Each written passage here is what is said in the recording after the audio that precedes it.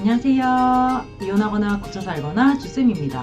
남편이 바람 피운 것을 알게 되고 남편이 이제 내 편이 되어가지고 술술 불기도 하고 상간녀에 대해서 정보도 흘리고 할 때 아내분들이 이렇게 생각을 합니다. 아, 이 남자는 이제 내 편이구나. 그런데 그 상간녀는 내가 어떻게 한번 조져야 되는데 무슨 수로 조지지?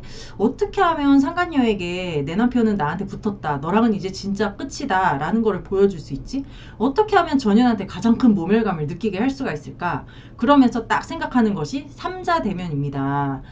이렇게 나와 내 남편 그리고 상간녀 이렇게 셋이 만나가지고 이야기를 해야겠다. 단판을 지어야겠다.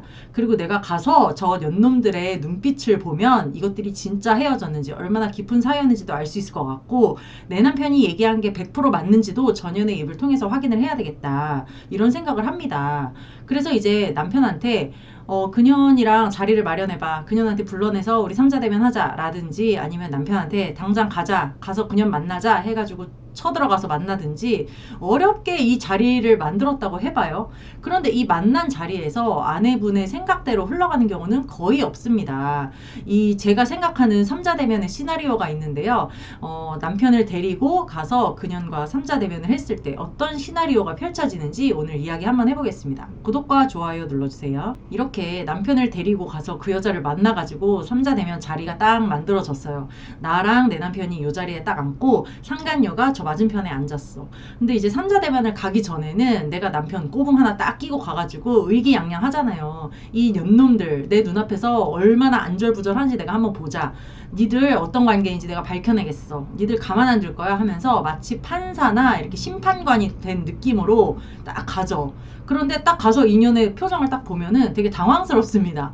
얘가 되게 쫄아가지고 내 눈도 못 마주치고 안절부절 못하고 여기 왜 왔지? 막 이럴 줄 알았는데 막상 내 남편과 나를 딱 본 상간녀 눈빛이 저 찌질한 것들 약간 이런 눈빛으로 보는 거예요. 그러니까 상간녀의 그 내면에는 이런 생각이 있는 거죠. 이 아내에 대해서는 너 네 남편 달고 왔냐? 너 와가지고 나랑 1대1로 대면할 용기도 없어가지고 네 꼬붕 하나 달고 나온 거야? 아우 야 웃긴다 이렇게 느끼고요.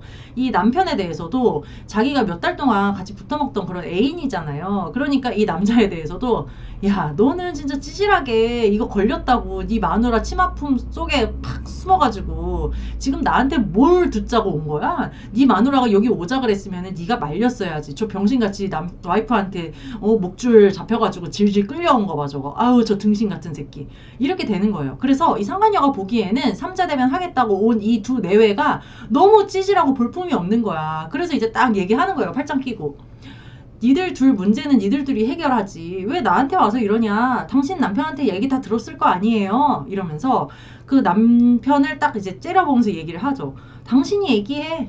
얘기했을 거 아니야. 당신이 있는 대로 얘기해봐 한번 어디. 이러면서 이거는 누가 누구 남편인지 인연 남편인지 내 남편인지 모를 정도로 나보다 인연이 더 기고만장해가지고 삼자 대면에 임하더라는 거죠. 그래서 가기 전에는 내 인연놈들 가만 안 둘 거야. 내가 인연 아주 그냥 코를 납작하게 만들어줄 거고 내 눈앞에서 설설기는 꼬라지 내가 볼 거야 하고 갔는데 막상 가니까 상간녀가 너무 당당하고 너무 내 남편을 우습게 알고 나도 우습게 알고 하니까는 이게 아내분 머릿속에서 완전 그 대본이 꼬여버립니다.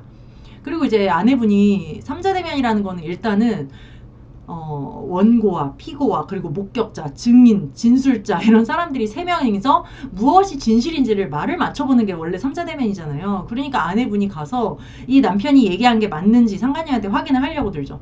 지금까지 생일날 받았던 선물 뭐야? 니들 어디 갔었지? 니들 여행 그때 갔었지? 하면서 막 진실 확인을 하려고 그러는데 이 상간녀는 그게 이 와이프의 정보가 그만큼 없구나. 그만큼 이 남자가 설설 기면서 절대 진실을 이야기하지 않았구나.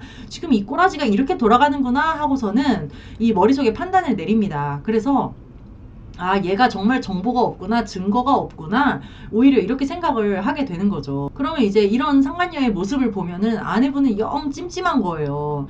내가 와가지고 인연한테 물이라도 한 잔 끼얹고 막 남편한테 야 인연 싸대기 한 대 날려 그래가지고 인연 싸대기도 남편 손을 통해서 한번 올려 붙이고 이럴 각오로 왔는데 인연은 너무 당당하지. 인연 입에서 뭐가 제대로 된 말이 나오지도 않지. 미안하다는 소리도 안 하지.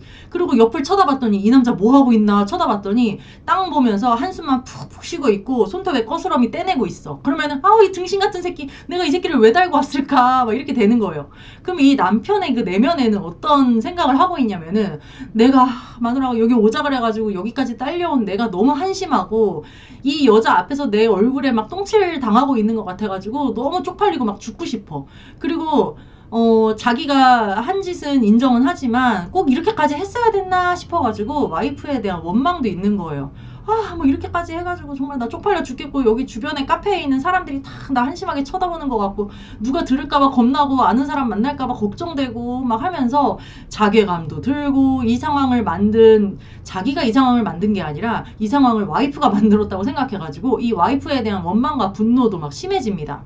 그러고서는 할 말 없으니까 자기는 눈 깔고서는 한숨 푹푹 쉬고 있는 거예요. 그러니까 아내분은 이 남자 꼬붕을 딱 데리고 왔을 때 이 남자가 나랑 같이 싸워줄 줄 알았겠죠. 야, 너 그거 아니잖아. 너 인연 왜 거짓말해? 난 너란 년한테 질렸어.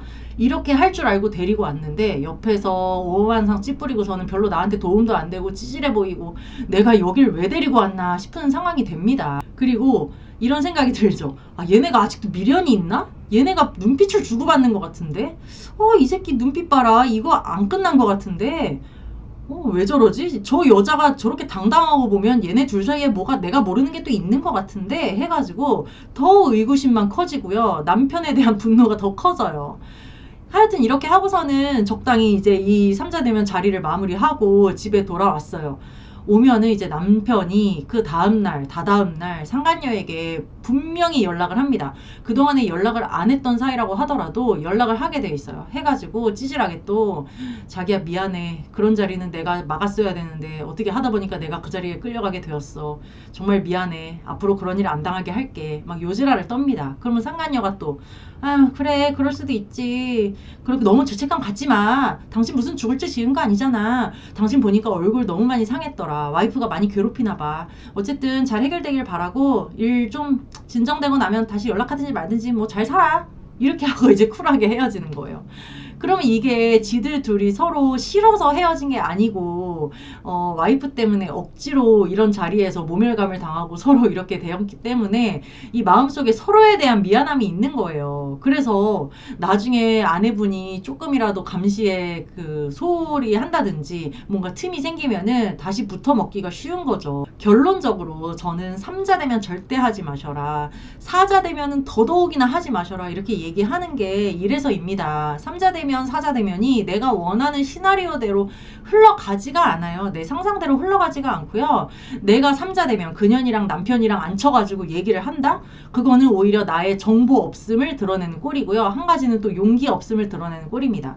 상간녀 입장에서는 이 불륜 사실을 안 본처가 당장 쫓아와서 내 머리채를 끄들릴 만한 상황인 건데, 한동안 잠잠하더니 갑자기 나타났는데 지 남편 꼬붕 새끼를 데리고 왔어? 너무 찌질한 거야. 막 저 부부가 쌍으로 너무 찌질해 보이는 거예요. 그러니까 상간녀가 더 코웃음을 치는 거죠. 그래서 3자 대면에서 상간녀가 어떻게 보면 1대1로 박살을 내면 상간녀가 눈 깔고 죄송해요 라고 할 수 있는데, 옆에 내 남편을 달고 나가면 이 여자가 남편만 쳐다보면서 째려보면서 네가 얘기해봐 이러면서 마치 자기를 옹호해주러 나온 사람인 것처럼 군다는 거죠. 그래서 남편을 달고 가지 마시고 상간녀랑 이야기를 하고 싶고 단판을 짓고 싶고 경고하고 싶으시면 1대1로 가서 상간녀를 만나서 박살을 내야 된다. 제가 그렇게 늘 강조하는 겁니다. 제가 상간녀 박살을 어떻게 내야 되는지, 어떤 말과 행동을 해야 되는지는 지금까지 수많은 컨텐츠를 통해서 상간녀 박살이라고 검색해보면 나올 거예요.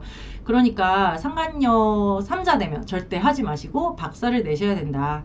오늘은 여기까지 하고요. 이거나 거거나 카페에 들어오시면 제가 쓴 칼럼도 있고 다른 분들의 사연도 있으니까요. 이거나 거거나 카페에서 만났으면 좋겠습니다. 여러분 안녕. 다음 시간에 또 만나요.